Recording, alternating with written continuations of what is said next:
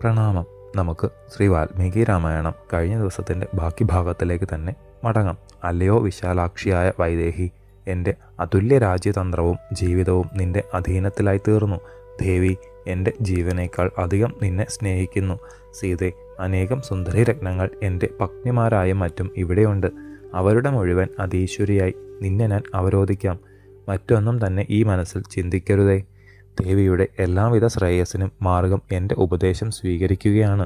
ദുഃഖിതനായ എന്നിൽ പ്രസാദിച്ച് എന്നോടുകൂടി ചേരൂ. മഹാസാഗര മധ്യത്തിൽ 100 യോജന വിസ്താരത്തിൽ പ്രകൃതിദേവി തികച്ചും അനുഗ്രഹിച്ച അതിരമണീയമായ ഈ ലങ്കാരാജ്യത്തെ ദേവാസുരന്മാരെല്ലാവരും കൂടി ദേവേന്ദ്രനെ മുൻനിർത്തി വന്നാലും ആക്രമിക്കുവാൻ സാധ്യമല്ല. ദേവഗന്ധർവ യക്ഷ പക്ഷി മൃഗാദികളിൽ എന്നോട് എതിരിടത്തക്ക ശക്തി യാതൊന്നിനും ഇല്ല. 3 ലോകങ്ങളിൽ സുസൂക്ഷ്മം തിരഞ്ഞാലും എന്നോളം വീര്യമുള്ള ഒരു ജീവിയെ ഞാൻ കാണുന്നില്ല. രാജ്യഭ്രഷ്ടനായി അല്പായുസായി പൗരുഷം ഇല്ലാത്തൊരു താപസനായി വാഴുന്ന വെറുമൊരു മനുഷ്യനാണ് രാമൻ. നിനക്ക് വേണ്ടി അവന് എന്തെന്നാണ് ചെയ്യാൻ സാധിക്കുക? ഹേ സീതെ, എല്ലാം കൊണ്ടും നിനക്ക് യോജിച്ചൊരു ഭർത്താവ് ഞാൻ മാത്രമേയുള്ളൂ. അതുകൊണ്ട് എന്നോടൊന്നിച്ച് ചേരൂ. ഹേ ഭീരു, യൗവനം അസ്ഥിരമാണെന്ന് ഓർക്കണം. എല്ലാ സുഖങ്ങളും അധീനത്തിലുള്ള എന്നോടുകൂടി ചേരൂ. പ്രിയപ്പെട്ട സീതെ, നിനക്കിനി രാമനെ കാണുവാൻ സാധിക്കുമെന്ന് തോന്നുന്നുണ്ടോ? ഒരിക്കലും അങ്ങനെ ഒരു വിചാരം ഉണ്ടാകേണ്ട. അഥവാ അവൻ ആഗ്രഹിച്ചാൽ തന്നെ എങ്ങനെയാണ് ഇങ്ങോട്ട് എത്തുക? സീതെ, അന്തരീക്ഷത്തിൽ സ്വച്ഛന്തം അടിക്കുന്ന കൊടുങ്കാറ്റിനെ കയറുകൊണ്ട് കെട്ടിയിടുവാൻ സാധിക്കുമോ? ആളി കത്തുന്ന തീനാളത്തെ കൈകൊണ്ട് പിടിക്കുവാൻ ആർക്കെങ്കിലും സാധിക്കുമോ? വൈദേഹി, എൻ്റെ ബാഹുതണലിൽ ഉള്ള ഒരാളെ രക്ഷിക്കത്തക്ക യോഗ്യനെ 3 ലോകങ്ങളിൽ പരതിയാലും കാണുകയില്ല. പിന്നെ ആരാണ് നിന്നെ രക്ഷിക്കുവാൻ? ഉത്തമമായ ഈ ലങ്കയിലെ മഹാറാണിയായി വാഴൂ. അസുരന്മാർ മാത്രമല്ല, ദേവന്മാർ കൂടി ഇനി മുതൽ നിന്റെ പരിചാരകന്മാരാണ്.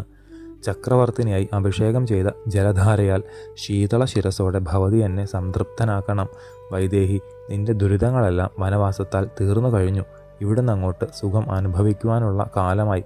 പുണ്യകർമ്മങ്ങൾ അനേകം ചെയ്തതിൻ്റെ ഫലം ഇനി മുതൽ തുടങ്ങുകയായി. ദിവ്യഗന്ധങ്ങളാർന്ന മാല്യങ്ങൾ, ദിവ്യരത്നാഭരണങ്ങൾ എന്നിവയെല്ലാം എന്നോടുകൂടി ഇനി മുതൽ നിനക്ക് അനുഭവിക്കാം. സുന്ദരി തിലകമേ, എൻ്റെ സഹോദരൻ കുബേരനിൽ നിന്ന് ഭാസ്കരനെ പോലെ ഭാസുരമായ പുഷ്പക വിമാനം എൻ്റെ ശക്തി കൊണ്ട് നേടിയിട്ടുണ്ട്. വളരെ വലുതും മനോവേഗതയും ഉള്ളതുമാണ് ആ വിമാനം. ഹേ സീതേ, അതിൽ ആരോഹണം ചെയ്ത് നമുക്ക് സസുഖം സഞ്ചരിക്കാം. നിർമ്മലവും സുഭഗവുമായ താമരത്താരുപോലെയുള്ള വദനം വ്യസനത്താൽ വാടി കരിയരുത്.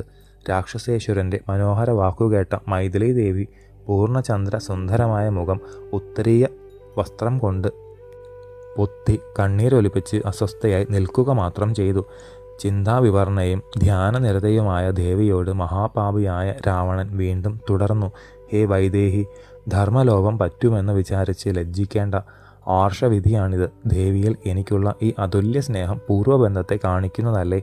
ഈ സുന്ദര ചരണങ്ങളിൽ ശിരസുകൾ എല്ലാം സ്പർശിച്ചുകൊണ്ട് പ്രാർത്ഥിക്കുന്നു. ദേവി, എന്നിൽ പ്രസാദിക്കണേ, അനുഗ്രഹിക്കണേ. ദേവിയുടെ ഏറ്റവും വിനീതനായൊരു ഭൃത്യനാണ് ഈ ഞാൻ.